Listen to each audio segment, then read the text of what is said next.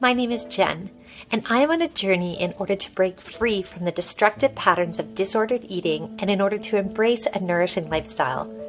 My roadmap can be described using an acronym of the word Nourisher.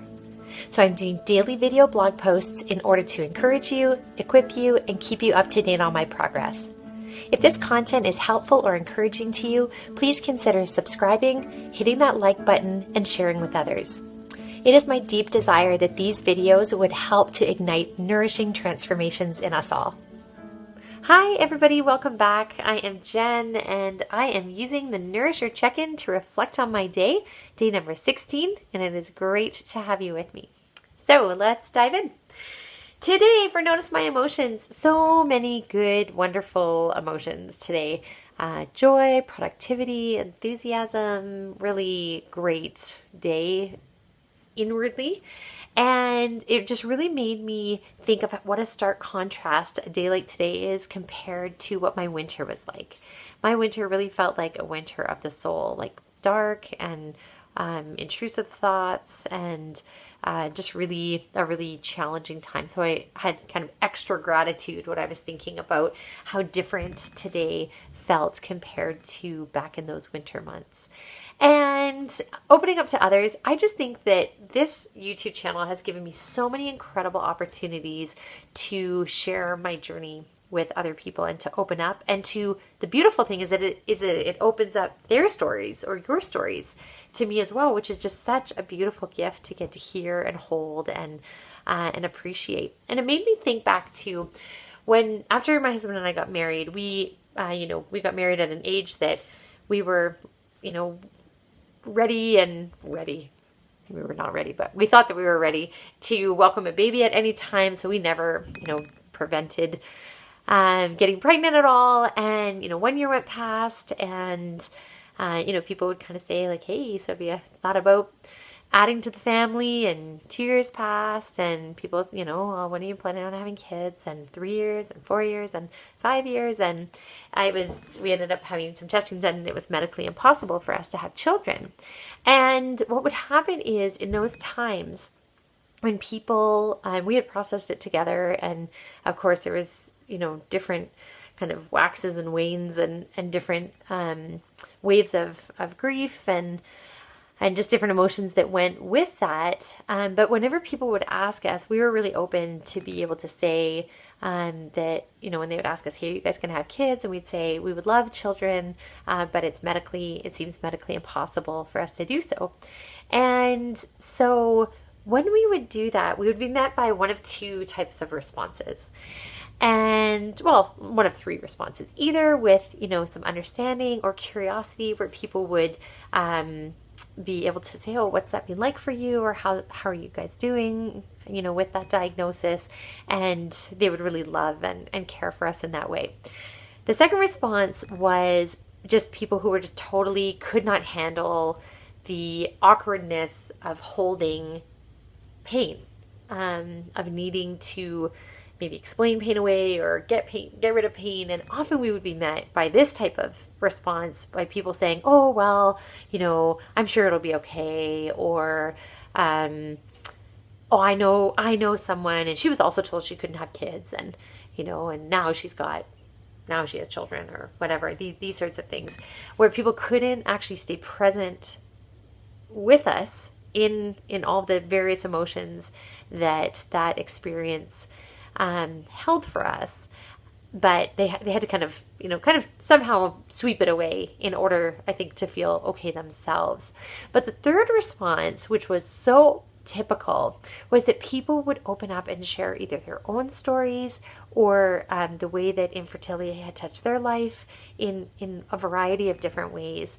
And it was like our vulnerability to be able to say, hey, actually, it's medically impossible for us, would unlock their ability to also reciprocally be vulnerable with us. And it was so beautiful. And I'm experiencing that again now, to be able to say, hey, I'm doing this YouTube channel and talking about, my journey with an eating disorder, that so often, can be met by any of those three responses, but so often it unlocks somebody's ability to then share their own journey or a journey of a loved one and how they've been impacted by that.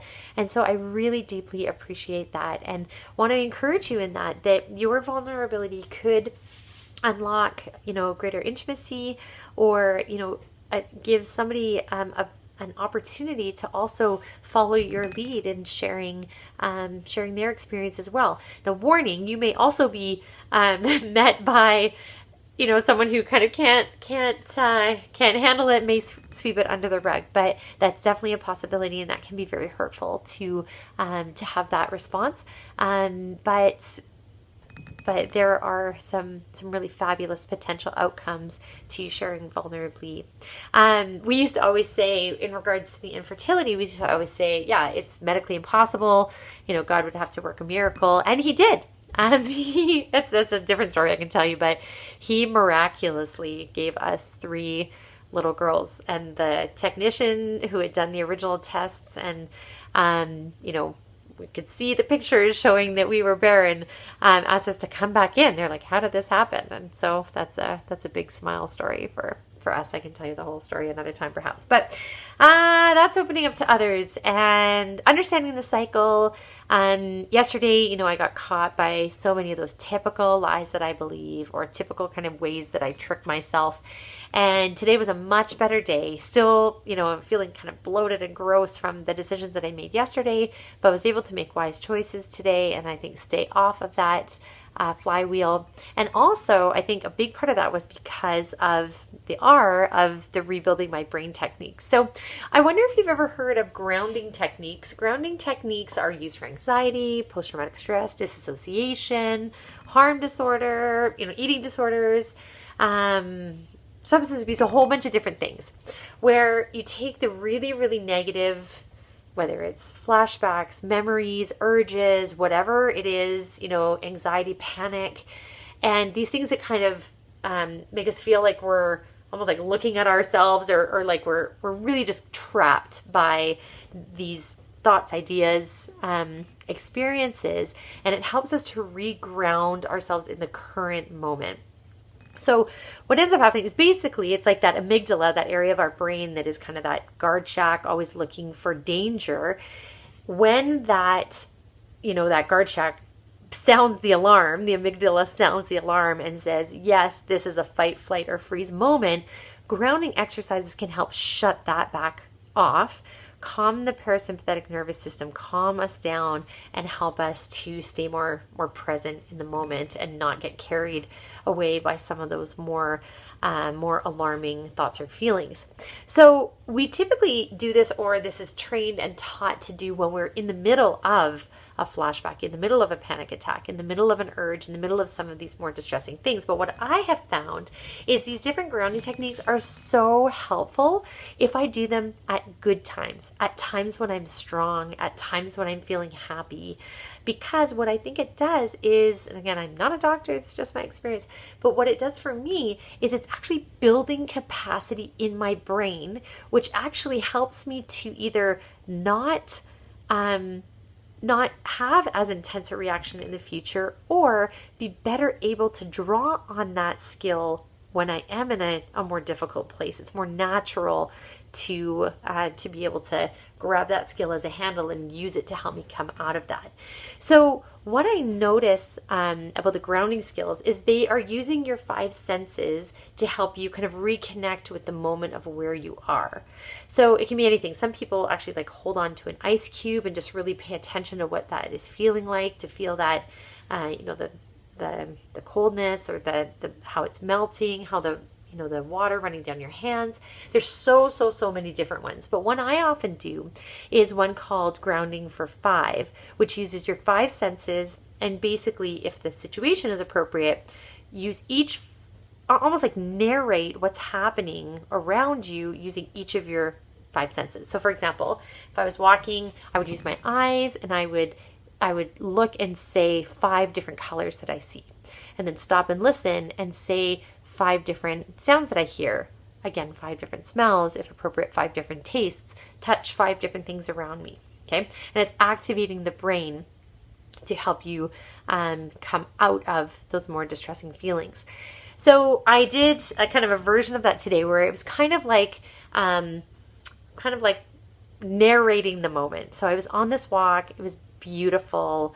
I was in this tree kind of canopy, sun kind of just beaming through in different ways. And so I kind of just looked around and just narrated what I see, this beautiful garden, and these are the flowers that are blooming in it, and these are the different colors, and oh, I hear that bird, and then think about, oh, my nose, what do I smell, and this is what it smells like, and just allow my senses to experience and then narrate that out loud.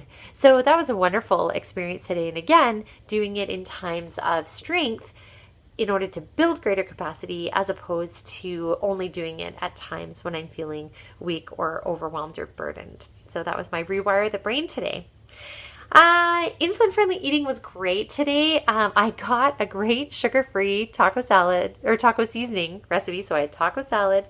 I mentioned that I live overseas and we do not always get cilantro, but a girlfriend of mine taught me how to find it, and I found it. So I had beautiful fresh cilantro in my taco salad. It was wonderful. So I thoroughly enjoyed that.